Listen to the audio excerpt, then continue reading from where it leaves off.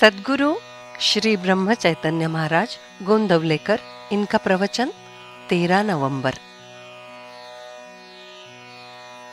परमेश्वर को जानने का मार्ग। जब कोई एक मनुष्य कृत्य करता है, उसमें वो करने वाला होता है।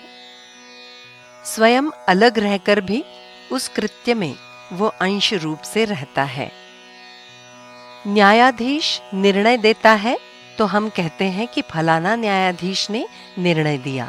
मतलब ये कि वो न्यायाधीश यदि अलग होगा तो भी दिए हुए निर्णय में वो होगा ही। उसी तरह परमात्मा ने ये सब जग उत्पन्न किया है, उस प्रत्येक में वो अंश रूप से होता ही है।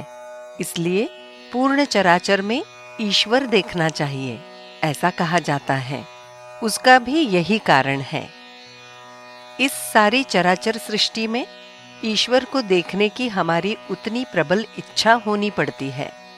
भगवान है ऐसी बहुतों की केवल भावना ही होती है, परंतु वो बराबर जानी नहीं जाती, और वो ठीक तरह से जान लेने की इच्छा होना, यही वास्तव में होना चाहिए। इसीलिए ऐसी जिसे इच्छा हुई उसका आधा काम हो गया, ऐसा कह सकते हैं।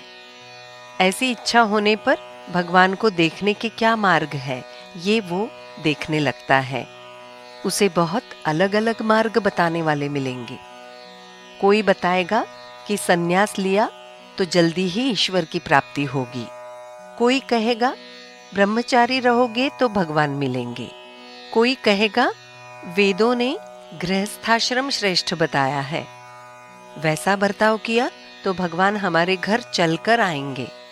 कोई याग, कोई हठ योग, तो कोई जप तप आदि साधन बताएंगे।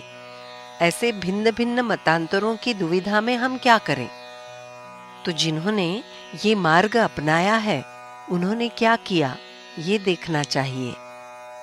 ऐसा मार्ग किसने अपनाया?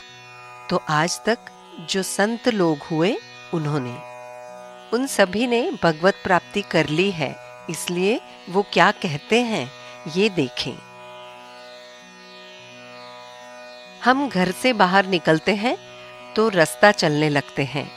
जहां पर चौराहा आ जाता है, वहां तख्ते लगे होते हैं, और जहां जाना है वो उन पर लिखा होता है।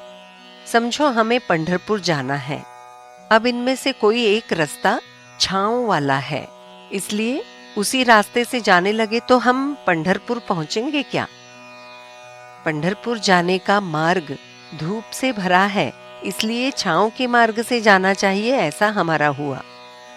हम विषय को आनंद मानकर उसी में रंग गए हैं, और इसलिए भगवान की ओर जाने का मार्ग चूक गए हैं।